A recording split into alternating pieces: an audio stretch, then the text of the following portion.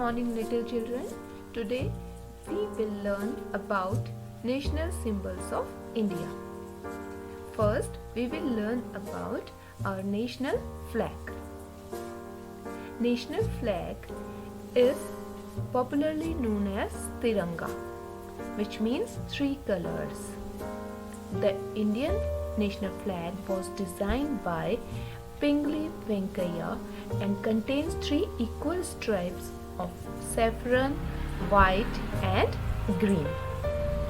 On July 22, 1947, the Constituent Assembly adopted it as Free India National Flag. Now we will learn the colors and their meaning in this flag. The three colors are saffron, white and green. Saffron color of flag is the symbol of courage and sacrifice. The white color represents honesty, peace and purity.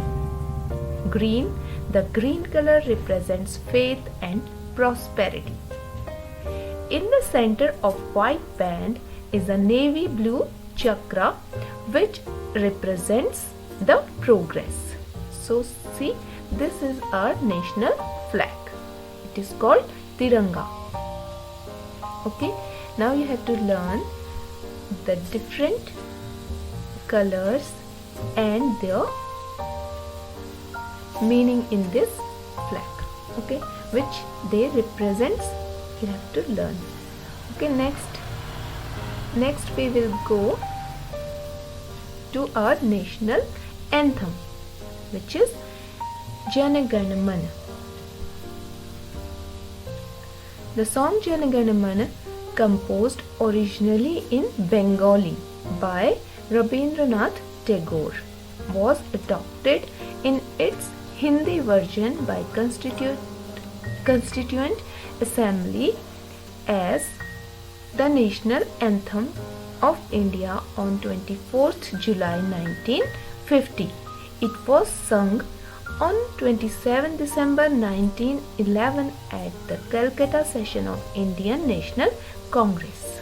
See, इसको national anthem के रूप में 24 जनवरी 1950 में लिया गया, मगर ये 1911 में ही पहली बार गा लिया गया था. Okay. National song. Next is national song, which is Vande Mataram. The song Vande Mataram, composed in Sanskrit by Bankim Chandra Chatterjee or Bankim Chandra Chattopadhyay. It was a source of inspiration to the people in their struggle of freedom. It has an equal status with Jana Gana Mana. इनको बंकिम चंद्र चटर्जी ने लिखा था और freedom के time पर जब freedom के लिए स्ट्रगल चल रहा था, उस टाइम पर ये लोगों को मोटिवेट और इंस्पायर करने के लिए लिखा था और बाद में इसे नेशनल सॉन्ग के रूप में अडॉप्ट किया गया. Okay, next is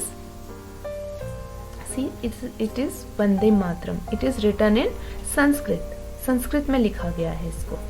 okay, next is national emblem, राजकीय प्रतीक. The national emblem is an adaptation from the Sarnath land capital of Ashoka. In the state emblem adopted by Government of India on 26 January 1950. It has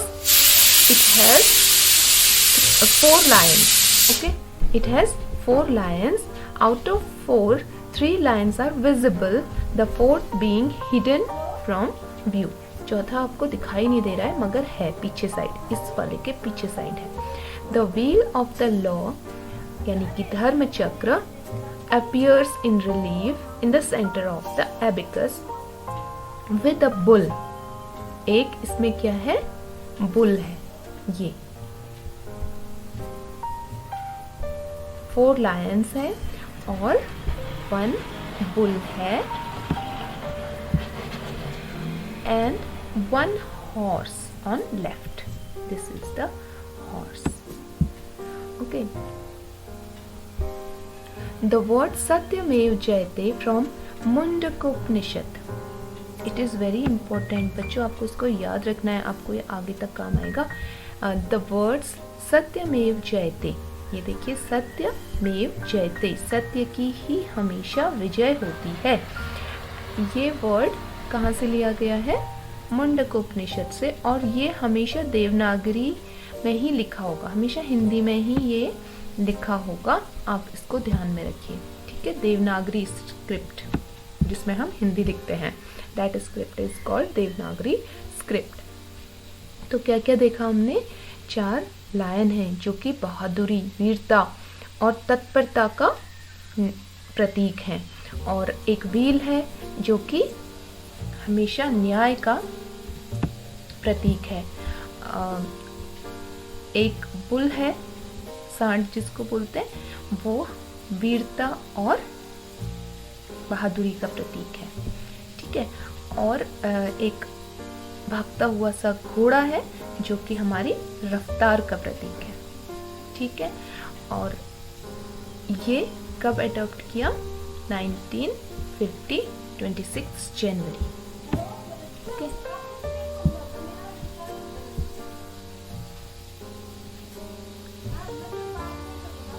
next, national animal tiger. Which is our national animal? It is tiger. The magnificent tiger, Panthera tigris, is a striped animal.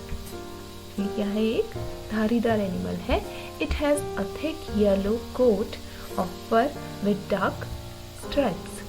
The combination of grace, strength, agility, and enormous power has earned the tiger its pride of place as the national animal of India. एक ही जानवर है जिसमें क्या है? Grace भी है, जो बहुत स्ट्रॉन्ग भी है, एजिलिटी भी है जिसमें, लचीलापन भी है, और बहुत अपार शक्ति है. तो इसको नेशनल एनिमल बनने का गर्व प्राप्त हुआ है, ठीक है. तो बच्चों, आज के लिए इतना ही. Thank you for watching. मिलते हैं हमारे न्यू वीडियो में. अगर आपको ये वीडियो अच्छा लगा तो लाइक, शेयर, सब्सक्राइब जरूर कीजिए. Thank you.